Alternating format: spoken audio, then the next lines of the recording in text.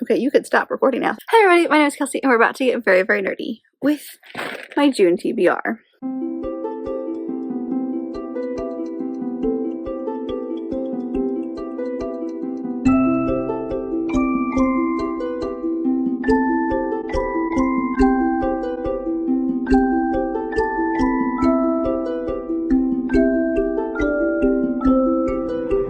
So, am I creating a TBR I don't think I will finish?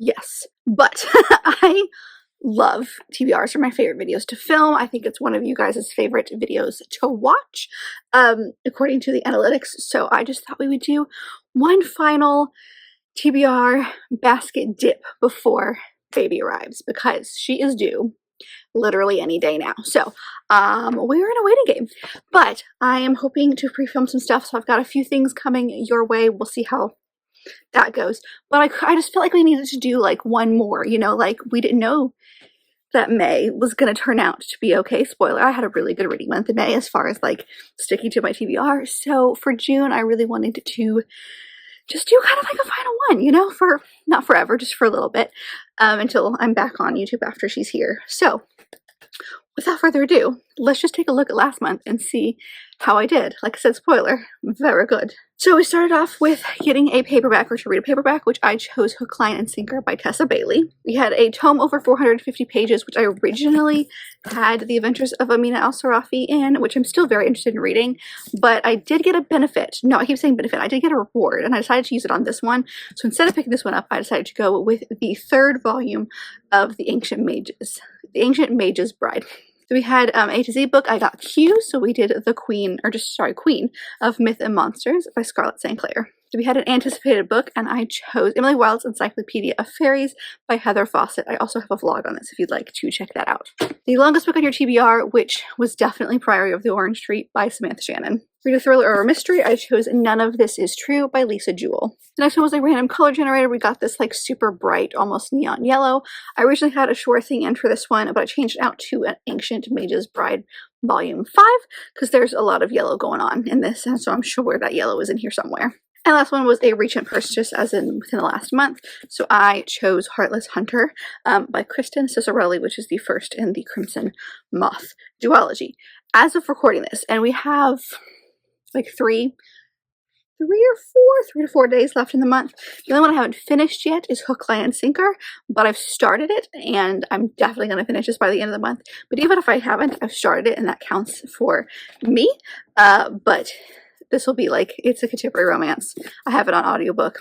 It's going to get finished relatively quickly. So because of that, we do have another reward that we can roll over into June, which just means that if there's a prompt here that I just can't find something for, or don't want to choose something for that prompt specifically, I can rearrange and just kind of make it a free read. So let's find out, shall we? Let's dive into June's picks now. Pick number 1.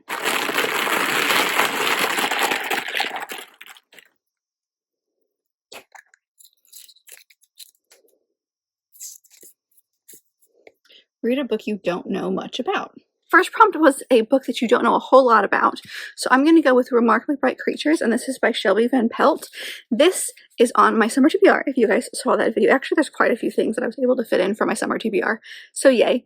But this is one that I really don't know a whole lot about. My mother-in-law read this and loved it and gave it to me for Christmas, and I'm really bad at reading books I've been gifted. Let me clarify. I'm really bad at prioritizing books that I've been gifted. So I decided to go with this one, and I don't really know a whole lot about it. It follows a widow and her journey following an octopus. Who knows? On that summer TBR, someone mentioned that we do actually get the octopus's POV, which I think is fascinating. This is definitely like a lit fic, but yeah, basically all I know is she gets connected to this giant Pacific octopus and follows it, or just investigates it. I don't actually even know. So really don't know a lot about this. So if you're curious about this, of course I will try to leave a link down below and you can check it out on your own. But it's given summer, I think, because it's like an octopus, so it's kind of set in the water because of that. And if I read it in time, then once baby's here and like all the grandparents are around, she and I can have a fun conversation about this book, because I know nothing. I literally know next to nothing about this book, so I'm very curious because it's definitely been tempting me here lately. Number 2.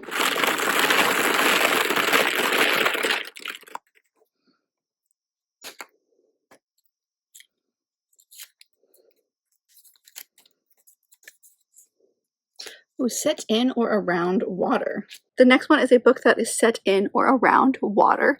Another summer pick. I've gone with Duke Gone Rogue, which is by Kristen Carlisle.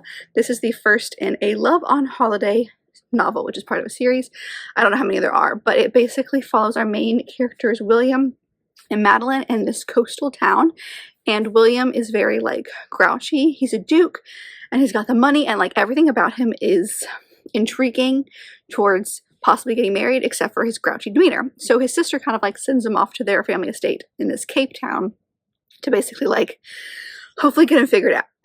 Also, I'm pretty sure this town is known for having like lots of eligible women, if I am correct. I might have confused a couple of series in my head, but I think that's right. And on the other hand, we have Madeline, like I mentioned, who is in charge of, I believe, a florist shop or like a garden or something. Like flowers are her thing. And this town is getting prepared for the princess to come visit. There's a flower show every year. And so she's trying to make this town beautiful, and she's trying to get him to kind of revamp his house because it's very much looks like it's falling apart, and she wants it to look pretty for when the princess comes. But they have had a history in the sense of like they ran into each other in town one time and I think kissed each other. So there's a little bit of a history, but not much. But I'm interested to see about this one, and it's giving small town romance, like set along the coast, but also Regency. And lately I've definitely been interested more in historical romance. Like that's what I want to read too. So that one's gonna be on this list as well. Number 3.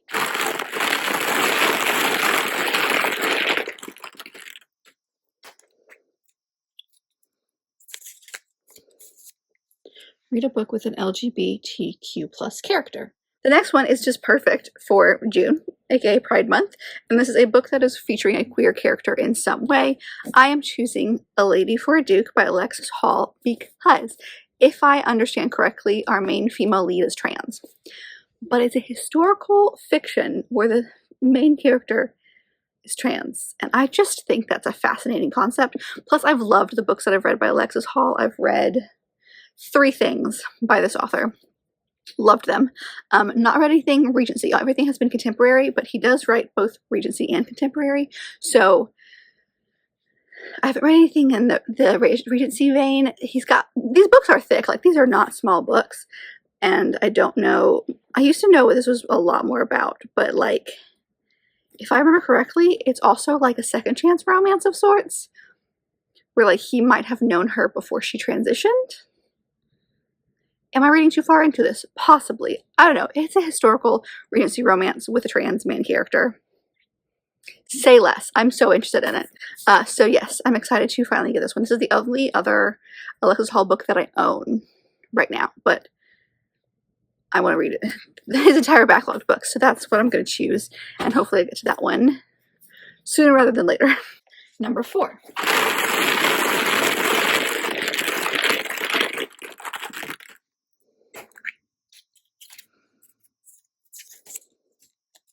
Ooh, a library book.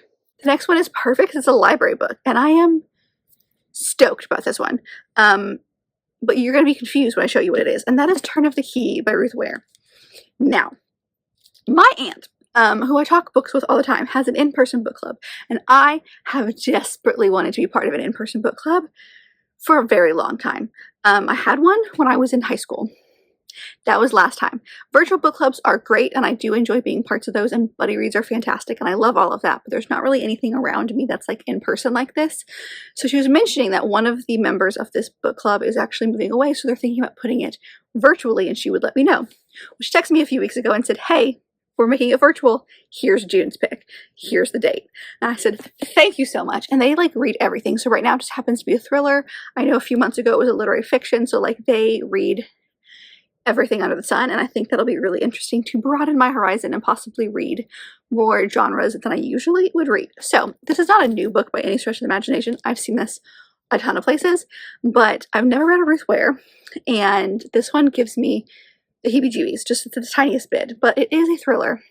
So this will be a daytime book, I'm thinking. It follows our main character, Rowan, who basically stumbles across this ad that is looking for a live-in nanny, and she's like, perfect, sounds great, let me do that. And so she does, and the house is super, super modern and has a lot of like technological conveniences, and something goes wrong.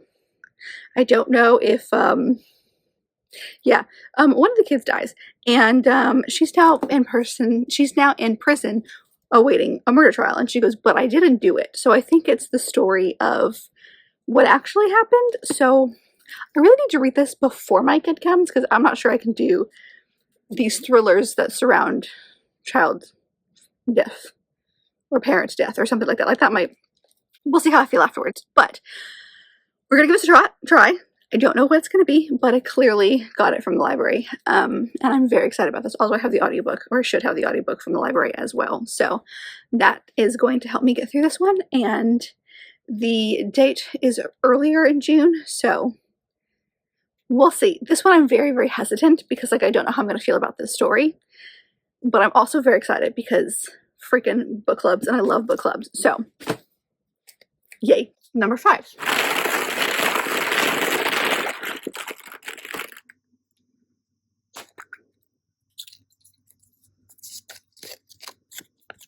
A random number generator again. The next one is a random number generator, which I'm now realizing I have 2 options in this bag. One of them specifically is Goodreads, and one of them is just like randomly generate a number for your books.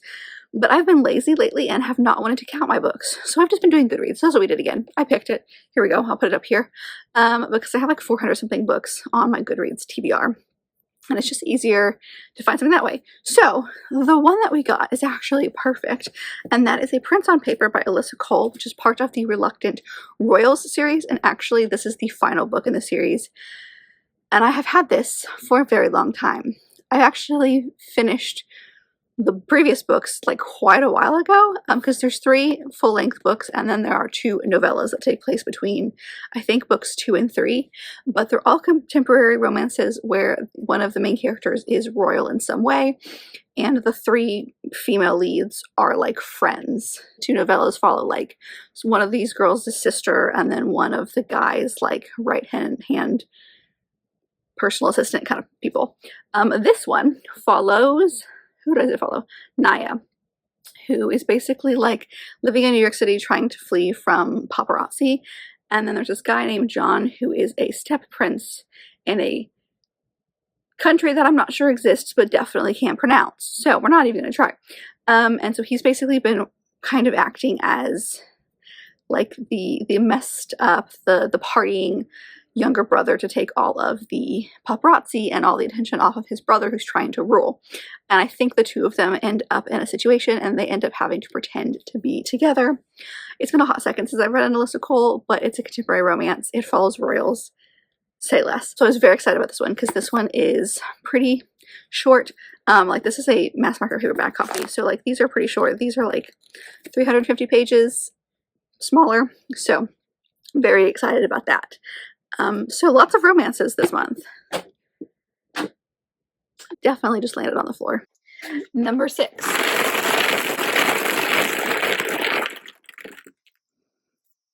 Oh dear. Oh, there it goes. A book that is part of a series. Next is just to read a book that's part of a series, so to give myself a little bit of a break, but also because I've been obsessed with the series, I have the 6th volume of The Ancient Mage's Bride that I've been getting from my library. They don't have the entire series because it's like 20-something volumes, but they have like the first at least 10, I think a little bit more than that. So I've been getting them periodically throughout the months from my library because I do like reading them like physically, and then I can get them digitally after the physical copies run out. So this one is just the next installment. I don't really remember where we're going with this one specifically, but it basically follows our main female character who is what's called a sleigh buggy, I think is what it's called. And basically she's just a human that has like a ridiculous amount of magic in her veins, and so because of that a lot of people are interested in her, and she's lived a really rough life. So the very first volume, she basically gets bought by this guy with the creepy skull face who buys her as his apprentice because she was on auction. And so it's his way of basically protecting her from all these crazy people who want her for her magical abilities. And then also because he needs an apprentice and she's got all this magic in her. And so there is like a bigger overarching plot between the two of them, but a lot of the volumes focus on like the world building and like him explaining certain magical things to her. And even though it says like literally there's bride in the title, there's not a whole lot of, what am I on, volume 6? There hasn't really been any romance yet because he kind of takes on a teacher fatherly approach to her. So I'm gonna read this until it gets weird. If there's a romance, we'll see. But I'm liking their relationship. It's a lot of like super cozy, like he's teaching her certain things and she learns about her magic along the way, as well as learning about the world.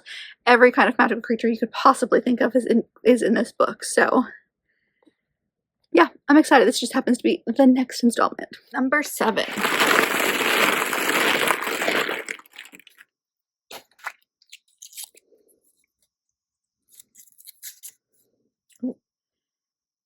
Oh, a die pick. The next one is one that I've had in for quite a while, but I haven't used, really. I don't think I've ever gotten this one before. So I did do this. We're going to take die, so I'll plop that in here so you guys can see what that's all about first. I have not done this one before, so we're going to experiment, but I have 3 die here, as you can see. So what I'm going to do is I'm going to roll one at a time, and I'm going to make like a 3-digit number with them. And I'm going to hopefully find a book within 10 pages, either less or more than that. So for example, if I was doing it right now, I would need to find something that's 442 pages, give or take 10. So that's the idea. Like I said, we're going to roll one at a time because otherwise it's going to get confusing. So first number is 3, like that. Second number is 2, and the third number is 5. So 325 within 10 of that. So we got page length 325, which means I can do anywhere between 315 and 335 as far as pages go. And I have a book that is 317 pages, and that is The Kiss Quotient by Helen Huang. I was gifted this by my aunt, who is a big Book of the Month fan, but also likes to read books and then immediately gives them to people. So she gave me this one. I've had my eye on this one for quite a while. Like, this is not a new book.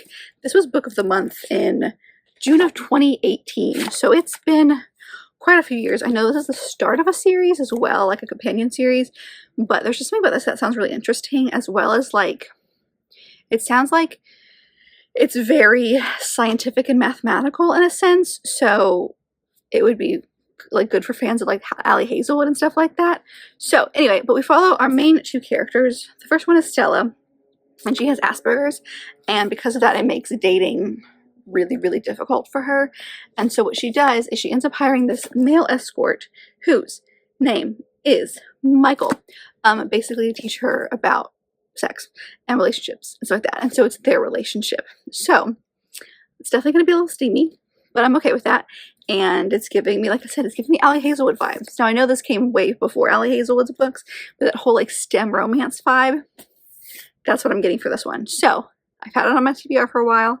I have the audiobook on Audible. It's the time to read it. And number 8.